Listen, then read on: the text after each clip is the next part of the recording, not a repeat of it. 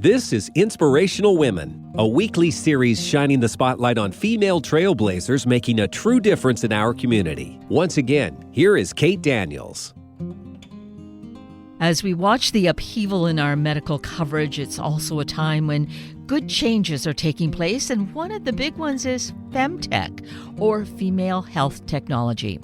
This is cutting edge, and to get some education about it, we have healthcare innovation attorney Bethany Corbin here to offer some good insights. Bethany Corbin, good morning. Thank you so greatly for being with us today. Thank you so much for having me. It's such a pleasure. Well, likewise, and you're a great revelation to me.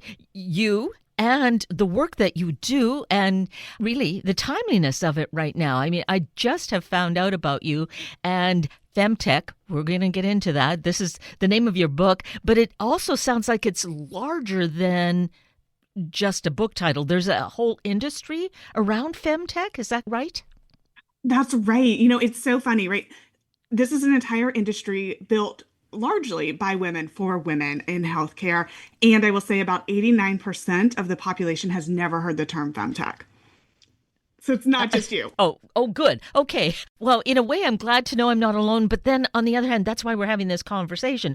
I need to learn, but therefore there must be just unbelievable numbers of women who aren't aware, who need to know. And we know that exactly at this time, it's been already percolating, brewing, having issues, for over a year now.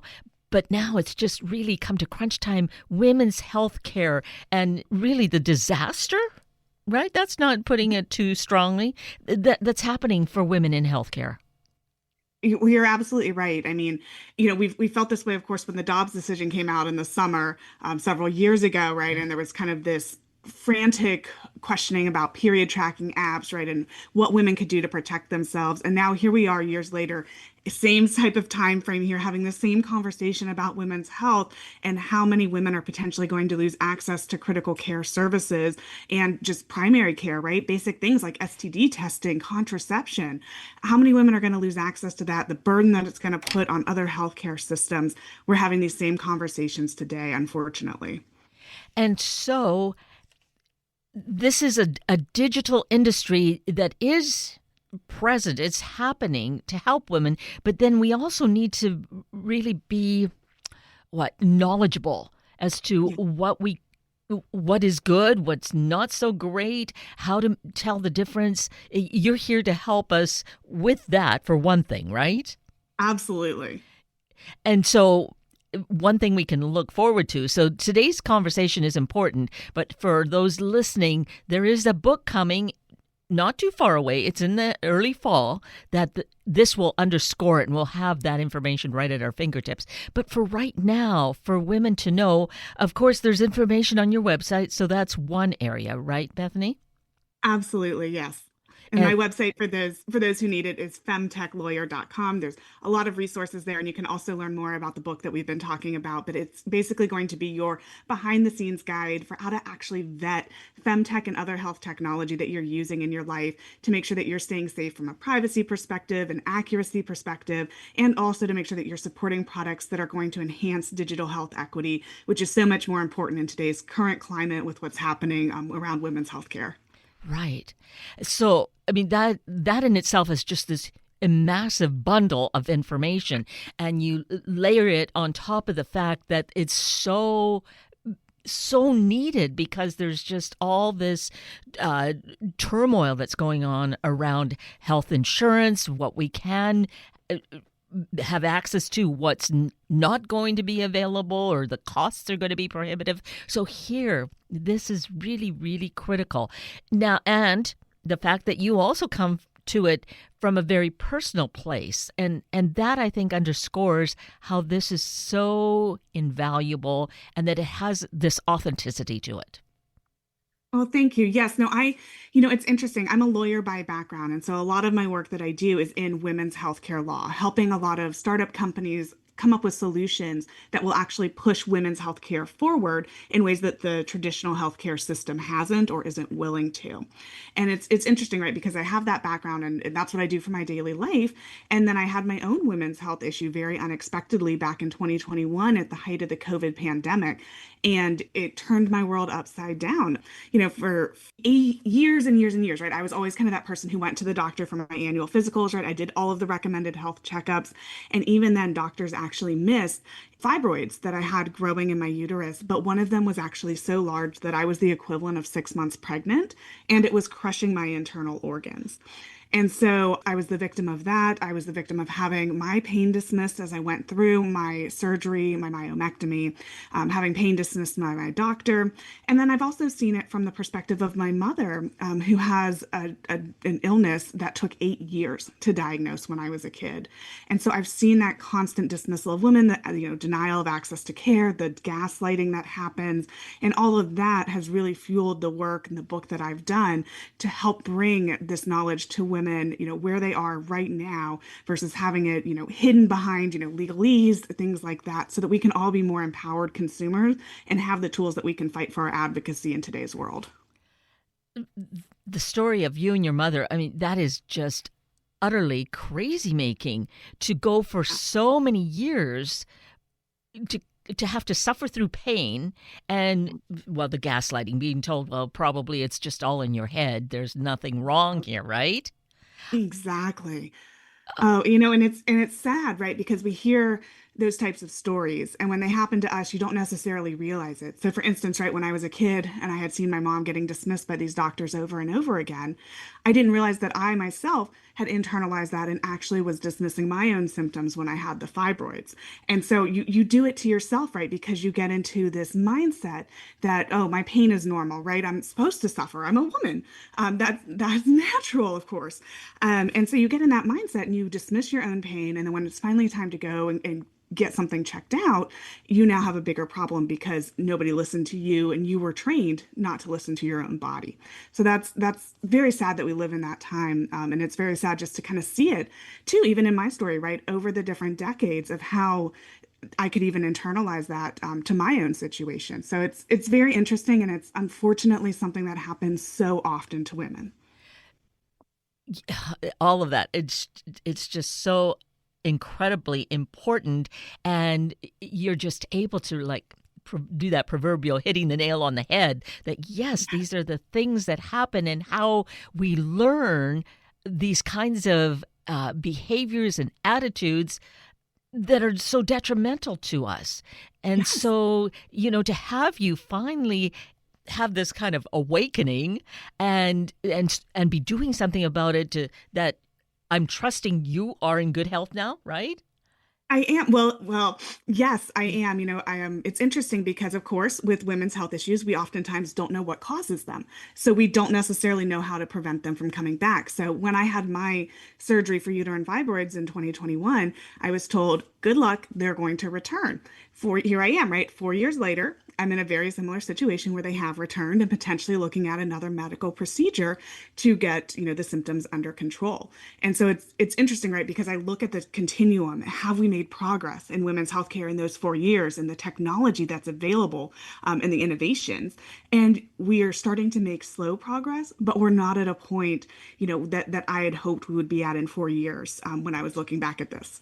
So yes, right. I myself am a patient in women's healthcare. I want to see us progress further, but I also want to see us do it with the mindset that we're promoting tools and innovations that are going to help us and be accurate and protect us as patients and our privacy versus, viewing women's health as, an untapped area for market expansion and growth by larger businesses that may not be ethical. So we have started to see that in the industry as well. And, as Femtech is growing, and I'm happy to dive into that as well if that's helpful for the audience. But as that's growing, a lot of the pressure is being put on us as consumers to decide what we're going to accept, what data we're willing to transfer, those types of things. And for us to make informed decisions and even use that data, we have to be knowledgeable about what products we're using and how they can actually further our healthcare. Oh my gosh, I feel an overwhelm. What to extract here. And because you are so knowledgeable and having personally experienced the medical system, but you're also as an attorney working to really create the safe databases or entries into this for women. So what's going to be most helpful for us to know, Bethany? Yeah. So, I think what's most helpful is, for those who haven't heard the term, when I'm talking about femtech, what I'm talking about is female health technology. And you've probably encountered it even if you haven't heard the term, right? Think of things like your period tracking apps, right? Your wearables, different types of cardiac monitors, things like that. There's even smart tampons coming out. Any type of health care for women that has a digital component or an innovative component to it really falls within this broad category of femtech. And why you haven't heard about it has a lot to do with censorship. So as I mentioned, right, 89% of women have never heard this term. A large part of that is there's solutions out there. And whenever for instance, like whenever I had my uterine fibroids, the first thing I did was kind of get into what I call the internet research storm, where I'm Googling, I'm trying to find out everything there is about this condition. And so many women do that once they're, diagnosed or when they start having symptoms. And when you do that, you're oftentimes not going to find femtech products because of the censorship that happens. So there has actually been a study that's been done by several different institutions, but it's shown basically that women's health advertisements for products that might even be as simple as, telling you how to do a breast exam or talking about, 1 in 7 people suffer from endometriosis. That is getting blocked on social media, Google, Meta, all of that. Whereas advertisements about erectile dysfunction, you can find those anywhere. And so there's that huge disparity that we have in women's health still being equated with pornography and sexually explicit, even though we're talking about literally medical terms that are anatomically correct. So that's probably why you haven't heard of femtech. It's there, but you can't find it easily unless you know what you're searching for. Now, for women who are using these products or want to use these products, especially after the Dobbs decision, there has been a lot of conversation about should you even be using these products? Because what if your healthcare data could be used against you? And that's, especially true in states that are limiting or restricting abortion and access to reproductive health care. And so what I do actually in my book is I set forth all of the different, risks that you could face when it comes to post Roe versus Wade world with your data being used against you, what risks are real, how you can combat that. And then I use what's called my SAFE method to help empower you to actually vet these femtech tools that are on the market to make sure that they align with your privacy goals, making sure that they're accurate, making sure that the company has a solid foundation that you can trust, and making sure that they promote digital health equity. And so that kind of framework and knowing that there are options out there, you just have to know exactly what to search for to find it. And also knowing that you have a choice in what health tech data and devices that you decide to use. And knowing, right, that as women, when we vote with our dollars. So if we're supporting products that aren't accurate or that aren't promoting health equity or that are sacrificing our data privacy, we can change that by making sure that we're selecting products that instead of jeopardizing us, actually protect us. And so I just love to remind everyone, right, that we have those choices. And it's not as hard as you think. And my book actually sets forth that entire framework. And it's something that somebody could do in as little probably as 15 minutes. Wow, that sounds great, because otherwise, if we're doing that kind of Google dive and trying to find things, we're going to get lost, for weeks. Oh, exactly. And even whenever I've done it recently, right, with my fibroids coming back, and I've been searching all about it, I'm not even coming up with femtech search terms, even though I know it's out there, right? I know what companies have patents in the line, right? Which ones are being FDA approved right now. None of those are popping up even in my searches. So it's very hard to find these companies, and vice versa, right? The companies have actually told me that they're trying so desperately to get in front of consumers to make sure that consumers know these products exist. Right. So let's mention right now your website, because I think that's where there is this really good source right now without having to, go looking aimlessly.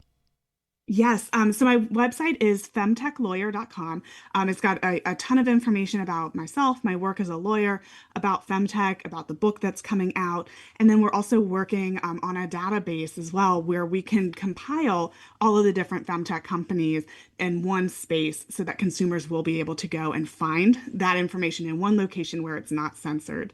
So that is one tool. Also, if you're looking let's say that you have a specific illness or a disease that you want to look up and you want to see what femtech products are out there, search for that illness, right? So, for instance, endometriosis and then femtech, or endometriosis and tech. So, use health tech, femtech, and tech in your searches, and that will help to bring out some of those companies that you probably haven't heard of before, but they're actually making really cool headwaves in what they're doing, and actually really moving the innovation needle forward. Wow. That is just a ton of information. Just an aside, have you always been so thorough and so immersed in getting all this information and really then being able to communicate it so clearly? Oh, I love that. It's interesting, right? Because when I started as a lawyer, I was in financial services and litigation, so something totally different than what I do now. And I absolutely hated it, but I had such a difficult time explaining to anybody what I even did, because it was so technical, with the terms and things like that. And whenever I switched and I pivoted to healthcare, for me, I always came at it with that background of having seen my mom suffer and having all of those experiences in the healthcare system where I didn't understand what was going on. People weren't talking to her, people weren't telling her, her results or things like that. And so for me, when I made that shift, it became really important for me to be able to talk about these concepts in a way that would be relatable, to everybody out there. Because if we can't understand what we're talking about, then we're not doing anybody a service there. And, that's one of the reasons I ended up teaching law for several years. So that also was very helpful in my journey. And one of the reasons that when I do a lot of contract drafting, I actually don't use legalese in my contracts because it serves nobody and it's unnecessary verbiage. So I love to be, kind of as simple and as straight to the forward to the point as I can be, just because, right, this information that we're communicating is so essential that everybody needs it. And we shouldn't hide it behind, language barriers and things like that. Oh, so right on. Absolutely. Well, you've set the goal and you are marching forward to it, really being able to express it so wonderfully, simply, but, honestly, just directly so that it is understandable. So, we are really the beneficiaries of that concept of, where there's a need. You had a need, and it's where there's a need, fill it, and you end up really fulfilling this great life purpose. And that you probably feel like you're doing that, don't you? I do. Before I had my women's health issue, I was actually worked, in corporate big law in Washington, D.C., right? I was doing a very different lifestyle, even though I was still in healthcare law.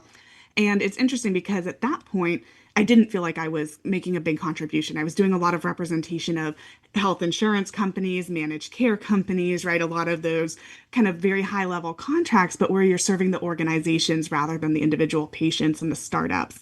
And so when I had my women's health issue, it was a turning point for me because it really got me thinking, I've had this experience and I have to have had it for a reason. Because if I didn't, then for me, right, I feel a bit lost as to why I'm going through this if there's no way I can help somebody from this.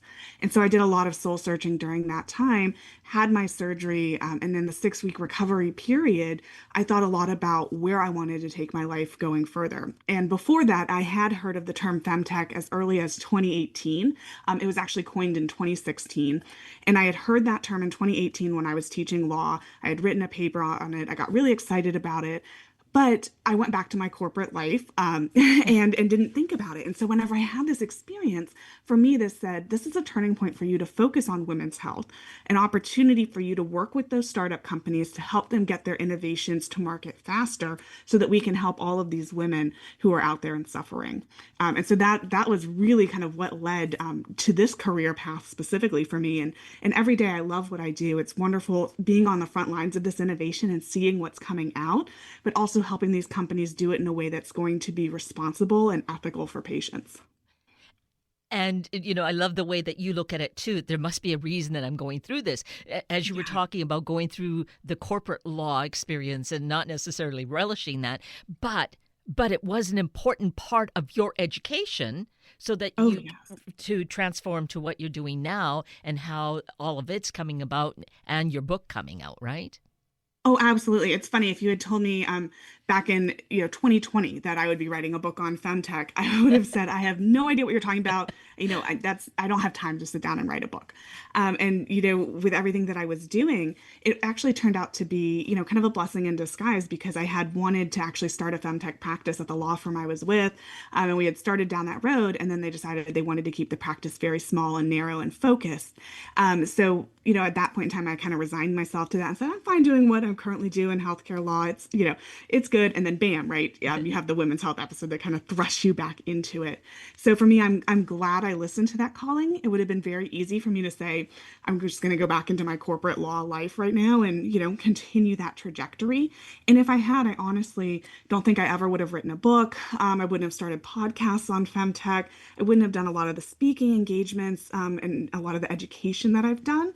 And so for me, it's all about kind of helping that one person out there, right? One or two people, if they can take something away from the advice that I have and that I've learned, I'm so happy. And that for me is fulfilling. And it's something too where right now there's not really those kind of behind the scenes guides for women to explore health tech and understand how to actually protect themselves. And it's so funny because I've had that knowledge for years, and it only dawned on me recently that I could put that into a book and help other people. So I'm glad to be where I'm at now. I wish I had thought of it sooner. Well, I guess this is the right time for it. For whatever reason, maybe, and information keeps coming out, right? Everything keeps evolving. So, but at least it's now. So we have to think of it as the perfect time, and there's just so much. It's so exciting. I love that story. It's just so compelling and also illustrative to others, to any of us, as to how our path has all these opportunities of growth that lead us to a place where is going to be a really fulfilling place to be and make a difference in the world. Oh, exactly. And for me too, it's also about advocacy for ourselves, right? Because I saw my mom as a kid not have that ability to really advocate for herself when she would have her illness and her episodes come. And I saw too how that later led to her, whenever she had a separate health issue down the line, not wanting to wait for the doctor that had been recommended and having a bit of a botched surgery down the line. And so for me, I was able to kind of take those experiences into my own health journey, make sure that I was advocating for myself when the time came to it. For my surgeons, for instance, I was choosing between two surgeons, one of whom, jumped on the phone and, because this was, of course, COVID timeframe. So we jumped on Zoom with some Mayo Clinic doctors, and I had two surgeons, one of whom was my recommended one. And then there was another one who could get me in sooner for the surgery. And I talked with both of them, but the one who could get me in sooner, he was advocating a robotic approach, and he came to the call with the wrong measurements for my fibroids and basically said that this would have been the largest fibroid he's ever done. And he's never done it before, but there's a first time for everything. And so for me, having seen what my mom went through, I said, nope, that's not the approach for me. Thank you for your time. And I went with, the other surgeon that had been highly recommended to me, who had done fibroids that were larger than this. This wasn't his first rodeo. And I ended up having a really good outcome from that surgery. But it gave me the ability to advocate for myself. And that's what I want to make sure that every woman listening today has the ability to do, because it's great that we have all of these new digital health tools coming to the market. But if we don't know how to take that data and then advocate for ourselves at a doctor's office with it and make our doctors take us seriously, then we're not using those tools in the way that's going to actually help us transform women's healthcare. So that's what I'm really hoping, that people will be able to do and take away and learn, right, that their experiences, their symptoms, et cetera, matter. And if we're not advocating for ourselves, nobody's going to. Exactly. And it takes someone like yourself, having gone through the experiences that you have, to say that, be underscoring it so that others of us will say, oh, okay, well, maybe I do need to do this for myself. We need that prompting, that kind of sisterhood, if you will, right? Oh, absolutely. And it's so easy to get into that mindset, especially when you're at a doctor's office of, I want to be the good patient, right? I want to be the one that doesn't cause trouble, right? I listen to my provider, I do what they tell me, and I defer to their judgment because they've been to medical school, right? And had all this training. And yet what we see is that if we're not pushing and advocating and getting the tests that we need, there's a good chance that our diagnosis is going to fall through the cracks. And I was reading a story the other day about a woman who was I guess she was about 24 at the time, 24, 25, and had a lump in her breast. And doctors told her that she was too young to get that tested. She was too young to have cancer. 4 years later, she had stage 4 breast cancer. Yeah. And so when we listen, when we ignore our own intuition and we listen to those we think have a better judgment than us, we are the ones who are going to pay the price. And so I always tell anyone who will listen, right, take a friend, take a family member with you when you go to that appointment and designate them as your care advocate. Because for me, I'm much less likely to be quiet and meek in a doctor's office if I know somebody's sitting there protecting my best interests, because then that's going to encourage me to speak up and be vocal about it, because I know if I don't, they're going to. And if you don't have a friend or a family member who can go with you, a lot of times clinics and doctor's offices, hospital systems, et cetera, will have patient advocacy offices. So give them a call and see if they'll have a patient advocate come with you, because then what I found as well is you're much less likely to be dismissed if there's a second person in the room, because now you also have a witness to that potential dismissal. So that's, kind of another thing to keep in mind as you start to advocate for your healthcare. Bethany, you are just wisdom personified. You are such a great advocate. And the fact that we can't take you to appointments with us, at least we have your experience and knowledge from your website and in the book that's coming up soon. Yes. So my book is called The Femtech Revolution. It's available for pre-order now. It comes out September 23rd. And as I mentioned, it really kind of dives into the history of why we've been excluded in healthcare for so long as women, where that has come from, how that's had an impact today on us, kind of myths around women's healthcare that unfortunately we fall into those traps all the time. And then it traces that evolution of the femtech industry, where we are, what are all those cool products that are out there that we could be using now?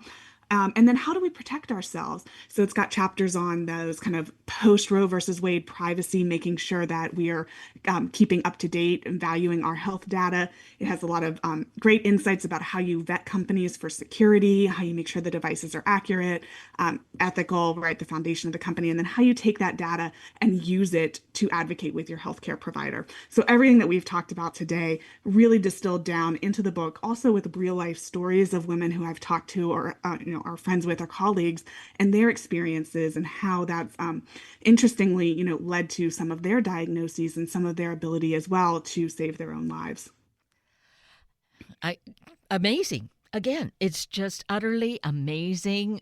Pre-ordering the book is important, and going to your website to begin to do some research and unravel and find that support. You, again, are just such a strong advocate and spokesperson for women. We need to be, so indebted to you for, listening to your intuition, following this path, and coming to this point of really being our greatest support.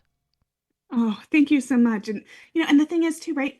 We're 50% of the population, right? We're not niche, right? Whenever people say femtech, they say, oh, that's a niche industry. 50% of the world's not niche. We make 80% of healthcare decisions. So our ability to navigate this space is so fundamentally important, and yet no one has ever told us how to do it. So I'm so hopeful that we can empower women here and really, right, as a group, move that needle on women's healthcare. Because if we're voting with our dollars and we're adopting femtech solutions, we're sending a strong message to the healthcare industry that this matters to us, and then they'll start to fund the industry. They'll start to adopt these solutions at a more widespread scale, and we'll finally be able to move that needle in women's healthcare that has unfortunately stayed pretty static so far. Absolutely. Oh, you are brilliant. Absolutely brilliant. Oh, and I'm so grateful that we've had this opportunity today. This is just really the greatest gift that just kind of dropped in my lap, and now I'm dropping in the laps of all the other listeners. And I think this just underscores that at the point that the book comes out, we're going to have another conversation. So actually, I look forward to talking to you again. I do too. And for those, right, who are kind of following along with what's happening, in women's healthcare today, with all the potential closures of clinics and things like that, digital health is another way in which we can start to take control of our health in ways that, right, we might be used to doing in-person care. But if that option goes away for certain portions of the population, right, looking into femtech as an alternative is something that you could do now to feel a little bit more empowered as all of this, all of this legislation and et cetera goes into play and happens behind the scenes. I'm glad you mentioned that. Utterly important as well. Yeah. Well, again, so much thankfulness for who you are, what you're doing, and for taking time with us today, Bethany Corbin. It's been so wonderful to connect. Thank you greatly. Thank you so much for having me. This was so great. Thank you for being here this morning to meet these wonderful guests who are passionate about their field and in helping us be better informed, thus less stressed people. Please check the station's website for the podcasts for more information about these guests, and please share the stories with your family and friends. I'm Kate Daniels. If you'd like to connect with me, simply send me an email, katedaniels@hubbardradio.com. Enjoy the long daylight of this summer day. Thank you for listening to Inspirational Women. Tune in every Sunday morning at this time to hear about those truly empowering the Northwest community, all for the greater good. Sunday Morning Magazine and Inspirational Women are a public service of Hubbard Radio Seattle.